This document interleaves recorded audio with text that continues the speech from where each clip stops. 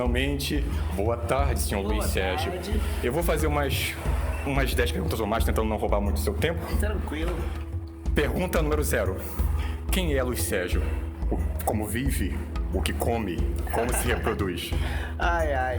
Olha, eu sou, enfim, tenho uma pessoa diversa, assim. A dublagem tem sido sempre meu trabalho principal, assim, né? Há mais de 30 anos, eu sou apaixonado. Mas eu também faço outras coisas, assim, eu sou apaixonado por música. Música é uma coisa muito importante na minha vida. E os amigos, principalmente, a família. O Sérgio é um cara que gosta de estar junto com as pessoas que eu gosto e que gostam de mim. E tô sempre junto com um monte de amigos e muitas vezes fazendo música. Sim. A próxima pergunta você meio que já respondeu. Você consideraria fazer outras artes? Música, dança, pintura, escultura, teatro, etc? De longe, o que eu mais gosto e faço é música, assim, né? Eu tenho algumas bandas, toco saxofone, clarinete, já toquei outros instrumentos, mas agora tô mais no saxofone e no clarinete, mas toco com alguns projetos aí, principalmente de fanfarras, né? Tem fanfarras do Rio de Janeiro, Metais Pesados, Labirintos Públicos, os Siderais, que a gente vai fazer uma série de shows bem legal agora. E tem... tô sempre aí, a Fanfarra Maldita, que a gente já fez um programa na rádio aí há um tempo atrás, foi bem divertido na Roquete Pinto. Mas de longe a coisa que eu mais gosto certamente é a música, assim, fora a dublagem. Mas assim, teria vontade de fazer teatro mais ativamente, assim, eu cheguei a fazer cursos livres de teatro, mas nunca participei de uma peça profissional, tinha muita vontade de fazer. Já fiz umas participações em uns curtas independentes, mas também fazer cinema deve ser uma experiência incrível. Não chegou a fazer graduação, né? Não. Eu comecei a dublar, né, quando eu tinha 12 anos, então não precisava, em princípio, de registro, porque eu era muito novo. E quando eu fiz 14 anos, eu já tirei o registro, já partiu de um trabalho que eu já tinha feito mesmo. E aí eu simplesmente quis fazer, quando eu saí do colégio, eu fui tentar fazer uma coisa totalmente diferente, fui trazer biologia, fazer bacharelado em genética, que não tinha nada a ver, assim, tentando meio que chegar a um outro lado meu, assim, que eu achava que também era importante, que eu tinha realmente, eu gostava, mas que acabou não ficando na minha vida, eu acabei abandonando essa faculdade até. Muito tempo depois eu fui me formar em filosofia, mas acabou que eu não fiz uma graduação de artes cênicas especificamente, não. Entendi. Você consideraria, hipoteticamente, se apresentar num hospital para crianças carentes de forma voluntária? No dinheiro, no grana, no bufunfa, no remuneração. Sim, claro. Sim. Com todo prazer, assim. Entendi. Mesmo? Sim. Entendi. Especificamente, eu acho que nunca surgiu um convite, assim, nesse sentido, mas eu acharia ótimo, hein? Claro. Entendi. Falando dos eventos, e imagino que você frequenta desde os anos 2000, você percebeu alguma mudança nos eventos de lá pra cá? Como é que eu vou explicar? A forma como funciona, o público-alvo que de repente está mais velho ou mais jovem, as atrações que mudaram, os locais que mudaram. Alguma mudança? Ou você acha que continua a mesma coisa dos anos 2000? Nunca continua a mesma coisa, né? Agora que você falou, eu acho que refletindo a gente pode perceber algumas coisas. Os eventos cresceram, eu acho que eles talvez fossem mais focados nos animes mesmo, quando eles surgiram, e agora eles já são mais amplos, assim, para toda essa cultura geek, assim, eles são mais abrangentes. E também eu acho que talvez no início fosse o pessoal mais velho mesmo que conseguisse se organizar para fazer isso, e hoje em dia se sente um público mais diversificado, realmente, eu acho, desde pessoas bem mais novas até pessoas mais velhas, todas curtindo junto esse tipo de evento. Entendi. Então você acha que teve uma mudança? Um pouco, sim. Eu nunca tinha pensado sobre isso, mas agora que você falou, eu acho que realmente é. É interessante pensar. Falando em mudança, que dica você daria para quem está começando? Questões técnicas também, que curso fazer e equipamentos ter? Olha, a dublagem, como eu disse, é um trabalho de ator, então se você já não é mais, já passou dos 14 anos, você vai ter que ter um registro de ator, então, e é importante ter experiência como ator mesmo, porque a dublagem é um trabalho de ator, é uma especialização do trabalho de ator, então a primeira coisa é começar a se dedicar às artes cênicas de forma geral, assim, procurar um curso de teatro. E se você quiser muito fazer especificamente dublagem, é procurar um curso de dublagem. Os cursos de dublagem, em geral, são cursos livres que não dão esse registro. Mas é muito importante para a pessoa ver se ela... Porque nem todo ator se dá bem dublando, né? Se ela gosta e se ela tem facilidade, e se ela gosta da prática do trabalho de dublagem mesmo. Então, fazer um curso de dublagem com algum profissional gabaritado, prestar atenção se você tá no currículo de quem está dando o curso. E, enfim, tem vários cursos bons por aí rolando. Eu acho que é o melhor caminho. E hoje em dia, claro, é possível você, tendo um computador, você consegue praticar um pouco em casa, né? Você é só você usar um programa desses de edição de áudio e vídeo, que você consegue tirar o som de um programa e tentar se gravar, que independente da qualidade do áudio ser melhor ou pior, isso serve para você treinar a interpretação, sincronismo, tudo que precisa para dublagem. No ramo da dublagem, eu imagino que não tenha só questões maravilhosas, né? Tem contratempos. Que contratempo ruim, porque a dublagem dos anos 80 não é a mesma que agora. Lembra que vocês tinham que dublar no mesmo estúdio, com o mesmo microfone, se um errasse de fazer tudo de novo. Qual eram os contratempos, o que mudou para melhor ou para pior? Eu acho que antigamente a grande dificuldade da dublagem era ter que fazer todo mundo ao mesmo tempo, não tinha os mesmos recursos de edição que tem hoje em dia, então basicamente aquilo ficava do jeito que você gravou. E isso eram as maiores dificuldades. Essas eram as maiores dificuldades. Agora, hoje em dia, a coisa ficou bem diferente. Hoje em dia, eu acho que talvez uma coisa que seja chata, tem muito mais recurso, é muito mais fácil. Os operadores de áudio conseguem aumentar, diminuir um pouco a frase, conseguem muitas vezes aumentar uma pausa, diminuir, conseguem melhorar o sincronismo sem você ter que ficar repetindo tantas vezes. O que é talvez um pouco ruim seja o fato de ter afastado fisicamente mesmo os dubladores, assim, de eles não trabalharem mais juntos, de a gente não se encontrar mesmo tanto, não conviver tanto quanto a gente convivia antigamente. O que é uma coisa que faz com que a gente perca um pouco, não tanto no âmbito das amizades, mas embora as amizades fiquem, elas estejam além, né, do ambiente de trabalho, mas do próprio contato que se aprendia mesmo, assim, com os outros profissionais.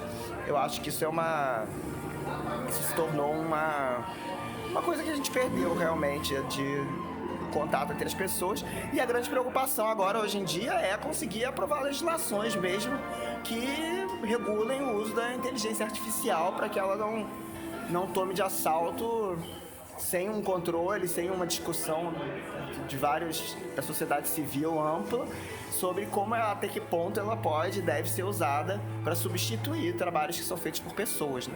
Eu não trabalho com dublagem, então, mas eu vou entender o lado do ator, mas eu não acho que é assim como aqui estou falando que a inteligência artificial vai acabar com os empregos. Sim. Que você não vai mais poder dublar, não vai poder fazer filme, que vão ressuscitar gente morta para fazer filme. Tudo tem limite. Eu acho que é o seguinte, a inteligência artificial é uma ferramenta, ela não vai substituir. Se você usar e entender que ela pode ser uma ferramenta e te auxiliar e não te substituir, olha eu, por exemplo, gaguejando aqui. Eu vou poder corrigir na edição com inteligência artificial. Sim. Meu amadorismo. Voz ofegante, todas essas questões, a inteligência artificial vai resolver. Entenda que ela já existe há muitos anos, se você parar para pensar. Nos bancos, nos computadores, no sistema de televisão. Eu acho que desde os anos 50, há muitos anos que existem.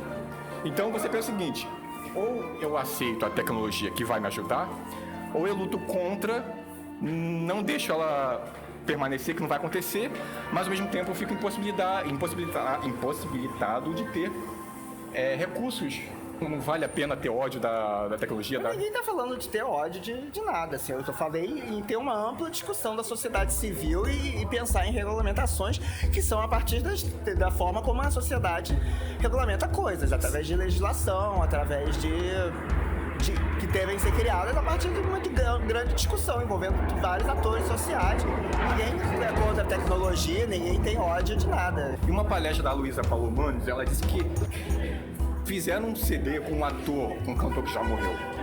Então, ela tem esse medo de a dublagem acabar no futuro, o dublador. Só que o futuro a gente não sabe, mas eu, sinceramente, eu não sei, também não posso ver o futuro, mas eu não acho que... Nenhum de nós sabe. Eu não acho que a inteligência artificial vai acabar com a dança, com a música, com o teatro, com a dublagem, com nada disso, porque precisa de pessoas atrás da câmera.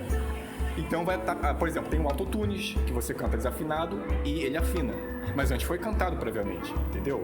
Então eu só acho o seguinte,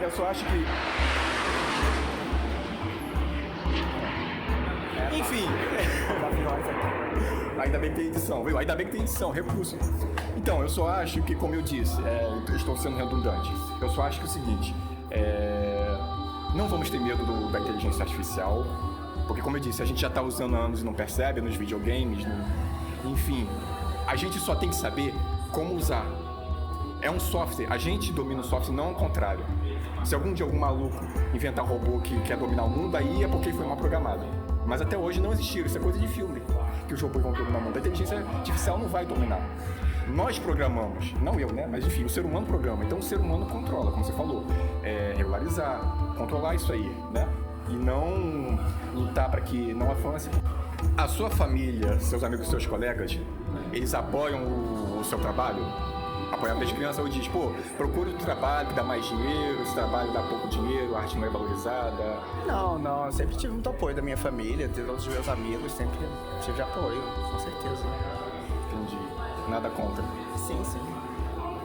Eu acho que uma coisa que pode ser considerada um contra é o que assola várias profissões e as artes de forma geral, que é uma coisa que vem acontecendo de um tempo pra cá, que é o enfraquecimento mesmo das relações trabalhistas do Brasil, né? E no mundo, enfim, mas falando especificamente do Brasil, as pessoas, quando eu comecei a dublar, nós éramos contratados pela Herbert Richards, eventualmente fui contratado por outras empresas até ao mesmo tempo, e a gente tinha uma garantia de ter um mínimo a receber, a gente tinha direito a férias, tinha um plano de saúde, e hoje em dia a tendência cada vez mais é que todo mundo se tornar empresa e cada um é responsável por si mesmo, né? Se você tiver um problema de saúde, você não vai ter...